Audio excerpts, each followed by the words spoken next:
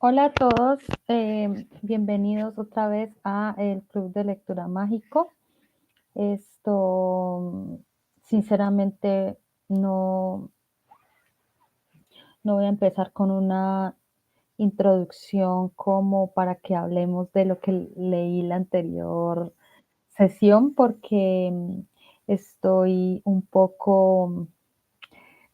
Es que es mucha información y no la he desglosado, aún sigo desglosando la primer parte, pero a mí me sirve como que hacer esta lectura guiada y luego volver sobre mi propia voz, escucharla y repetirla para poder entender estas lecturas. Esto es muy denso, estoy muy feliz porque el día de mañana es mi cumpleaños y me han regalado un libro que se llama Alquimia y Mística y está súper conectado, o sea, empieza como el macrocosmos, el microcosmos, miren los símbolos, está genial, esto, pues tengo mucha información en la mente acerca de, miren estas ilustraciones, esto es una locura.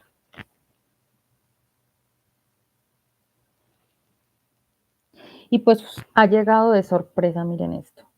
Apenas pues para lo que estoy explorando es muy bonito eh, y tiene un montón de cosas que empiezan a combinar lo que estamos leyendo de Giordano Bruno con el pensamiento pues también de los hebreos y su cábala y de verdad que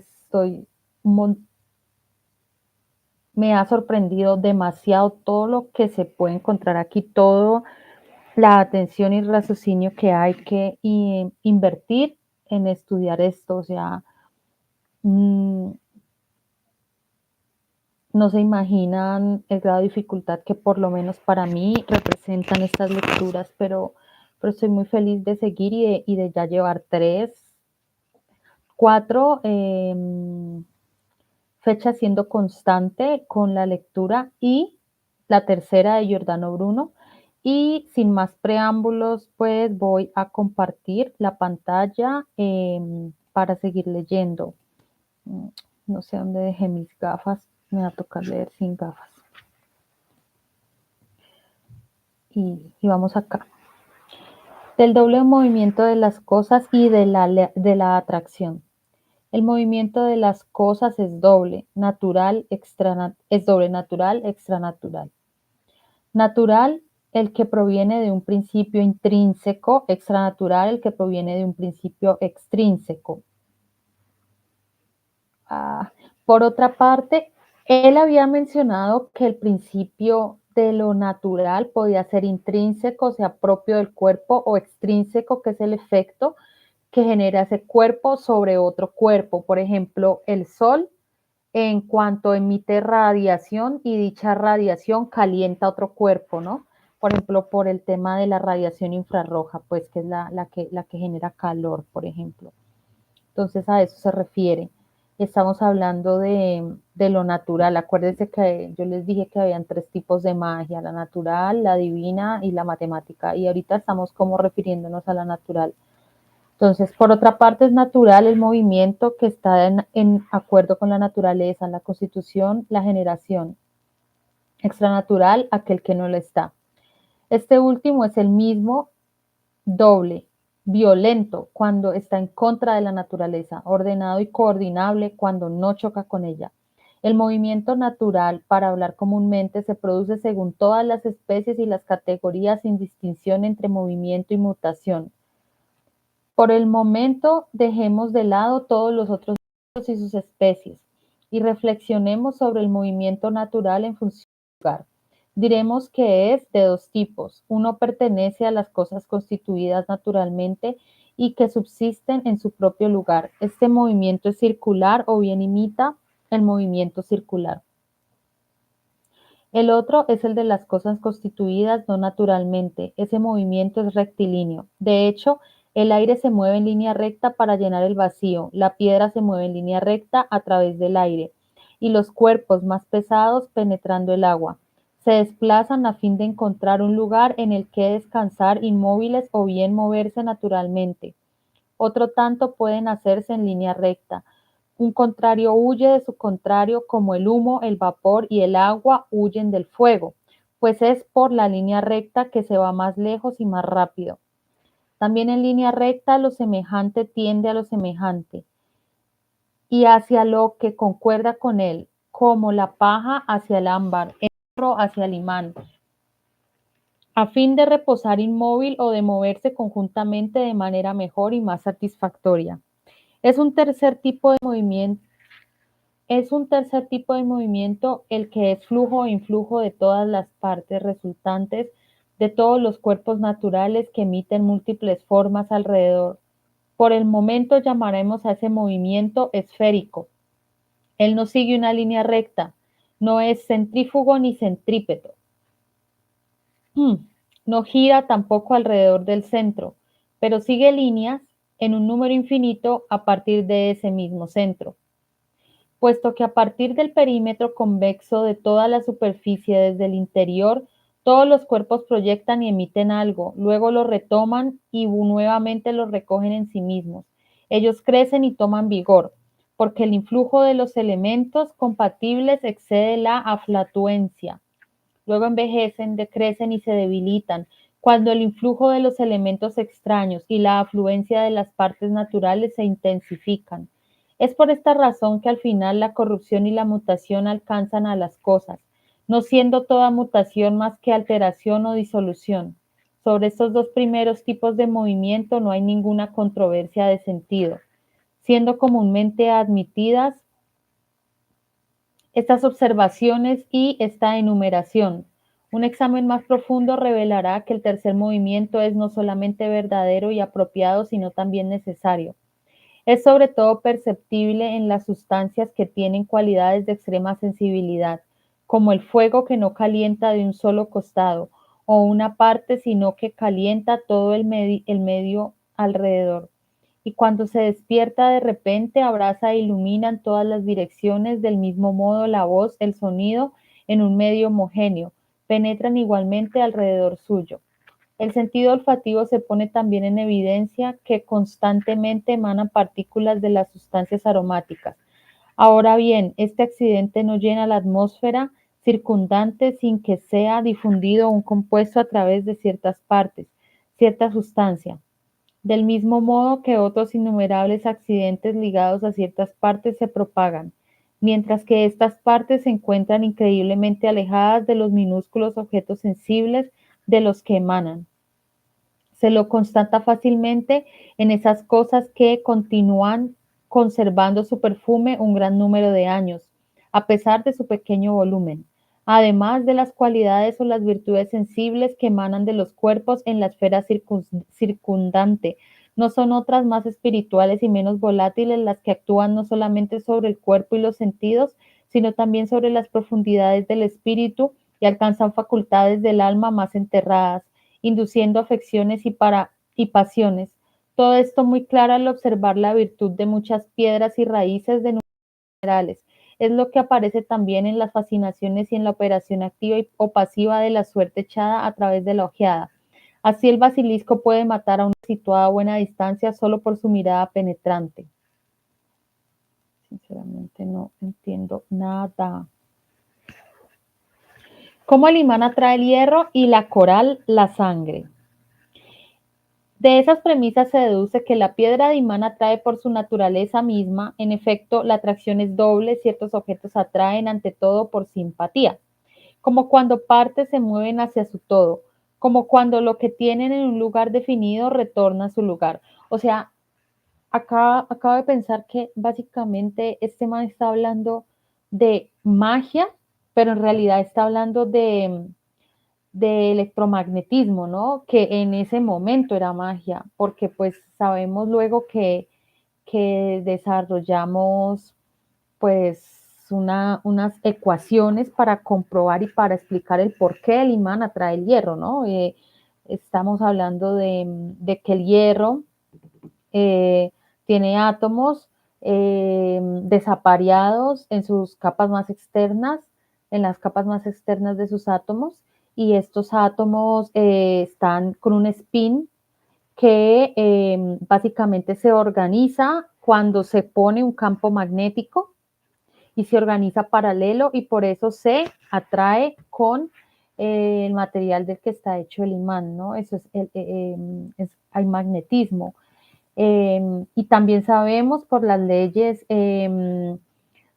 pues por las ecuaciones de Maxwell, de la luz, si no estoy mal, qué horror, puede que se me olviden las cosas, o creo que es por Faraday, aunque creo que Maxwell condensa todo, pero sabemos que el movimiento de una carga eléctrica genera un campo magnético, ¿no? Entonces, pues eso, que eso siempre ha sido la magia ha sido lo que en el momento no se puede explicar, y en ese momento era esto. Eh, Como cuando partes se mueven hacia su todo, como cuando lo que tienen un lugar definido retorna a su lugar, como cuando los semejantes orientan a sus semejantes y los correspondientes a sus propios correspondientes. El otro tipo de atracción ocurre sin una simpatía semejante, cuando, por ejemplo, un contrario es arrastrado por su contrario que lo ha vencido porque no puede huir de él. Así, la humedad es arrastrada por el fuego, porque él hace rato menciona que el fuego no atrae el agua, pero el agua se transforma en aire, digámoslo pues, en vapor, para ser atraído y entrar a combinarse con el fuego, que básicamente estamos hablando de la evaporación. ¿Cómo se evidencia cuando ponemos sobre una cubeta de agua una cubeta llena de fuego? El agua se consume en virtud del calor, al punto de evaporarse en los aires.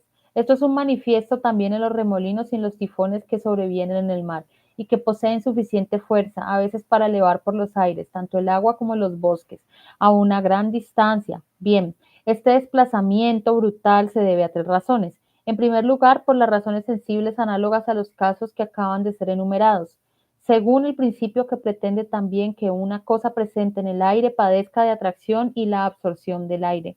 Eso es lo que se observa en las canalizaciones donde circula el agua. Si ella remonta su nivel o progresa, es porque siendo atraído en el aire contenido en la canalización, sin que otro aire pueda tomar su lugar, agua, tierra o cualquier otra cosa acuden a completar el espacio. Y si nada puede acudir a realizar este oficio, el aire es vuelto a llamar y retenido por la fuerza particular del espacio, como bien lo hacen ver los niños que maman o chupan a través de un orificio obstruido su lengua y sus labios, en virtud del aire que, media fuertemente comprimido, se adhieren al orificio y son a su vez como succionados, a fin de que sus poros sean extraídos, el soplo que renovará y reconstituirá lo que ha sido extraído de ese espacio. Entonces es vacío, ¿no? Cuando se hace un vacío que uno está como en un huequito. Existe también una especie de atracción imperceptible, la que el imán ejerce sobre el hierro, perdón.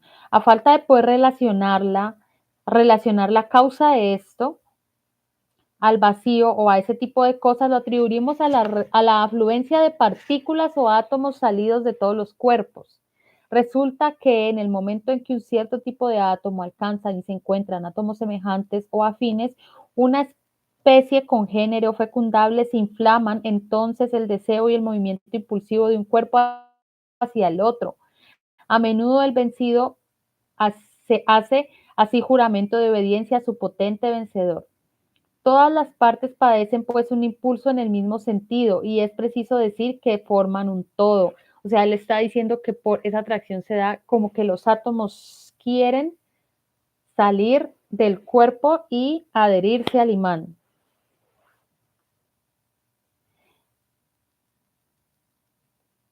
Se lo constata claramente en lámparas encendidas. Si una situada debajo de otra se apaga a través de su humo o por soplidos, que proyecta estos estando en una disposición propicia para constituir la llama o el alimento del fuego, la llama de arriba descenderá como capturada para encender la lámpara más baja.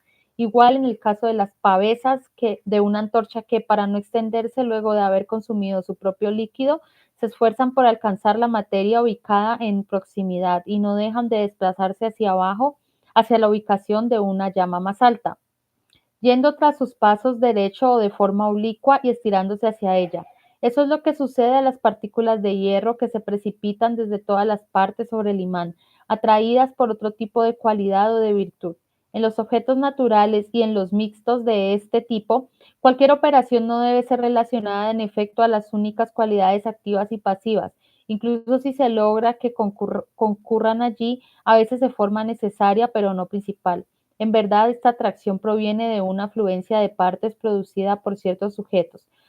Prueba de ello es que si se los frota, el imán y el ámbar adquieren mayor fuerza para atraer la paja y el hierro, el calor y los cuerpos.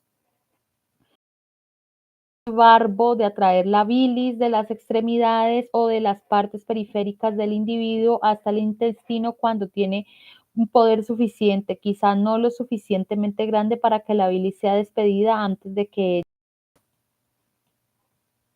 pero no tan débil como para que solo ponga en movimiento su humor sin lograr atraerlo.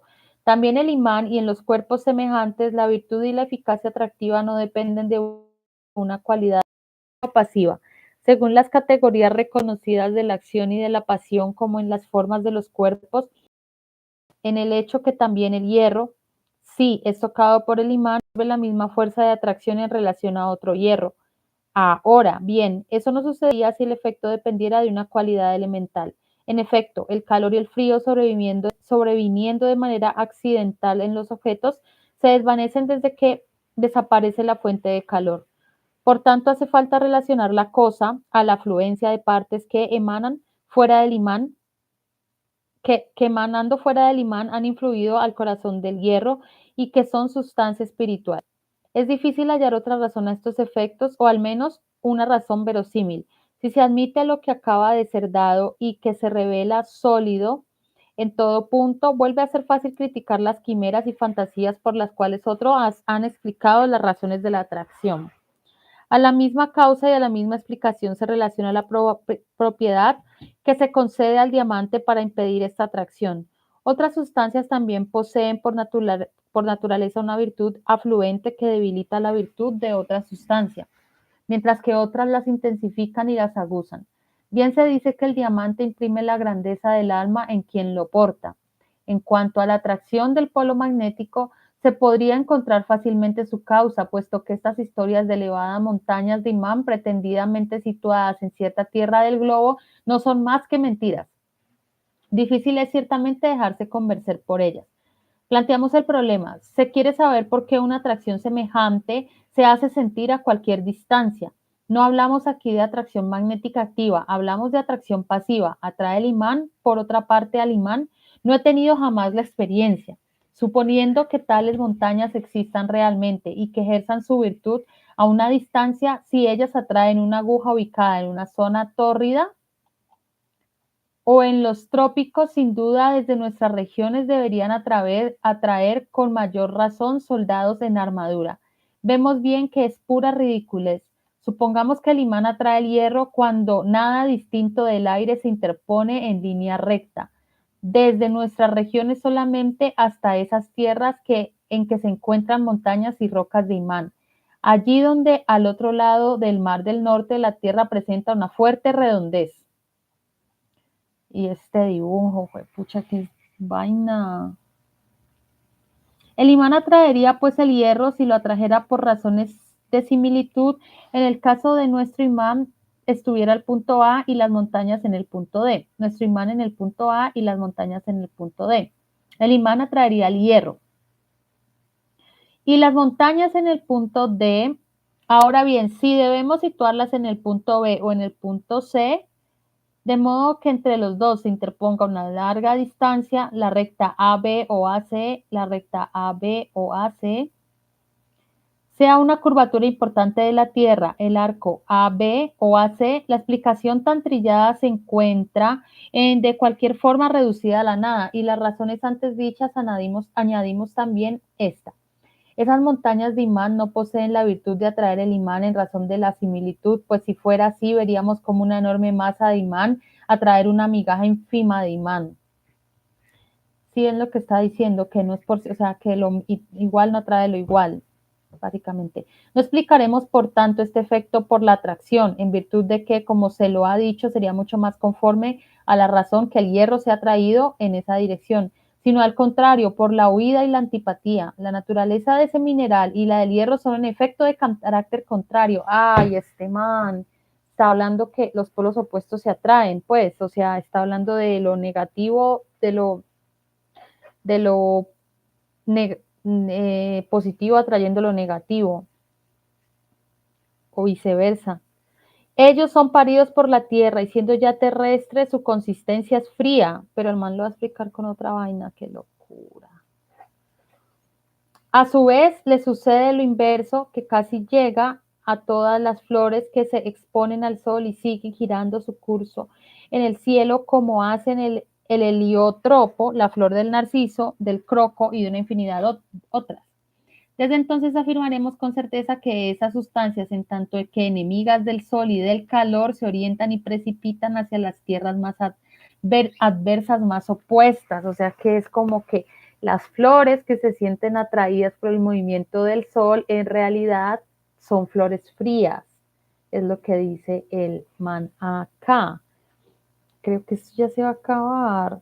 Ah, no, sigue. Espere, porque es que... Y qué vaina tan larga, parce.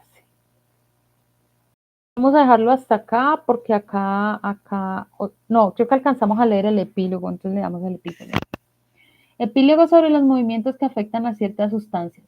Descubrimos, por tanto, que unas sustancias se mueven localmente por varias razones, ante la existencia y la conservación de su vida que sostiene en el que se es en virtud del alma y del espíritu innato que las cosas se mueven circularmente en su propio lugar, como se lo ha dicho. En segundo lugar, por huida contrario. En tercer lugar, por búsqueda de lo que es bueno y apropiado. En cuarto lugar, por expulsión y exclusión determinadas por un contrario. En quinto lugar, por la violenta acción de un contrario en estado de falta o de deseo de una sustancia convertible en sí mismo. En sexto lugar, por una elección del alma que concurre con la simpatía de la potencia natural. Finalmente, por una fuerza violenta que, por arte o también por aprendizaje, obstruye las fuerzas de la naturaleza y las obliga a volver a otro lugar. O aún también por una violencia que ejerce la naturaleza en persona, quien en tanto es muy fuerte en una parte para hacer mover algo, inhibe la naturaleza de otro móvil de menor potencia y lo debilita. Sucede igual en todos los dominios. Es por el flujo de un agua corriente que el flujo de otra es detenida. Por ejemplo, cuando los ríos se convierten en el océano, padecen el flujo del mar, a punto de remontar numerosas millas en dirección de su fuente. Watch, muy loco esto, no, me encanta.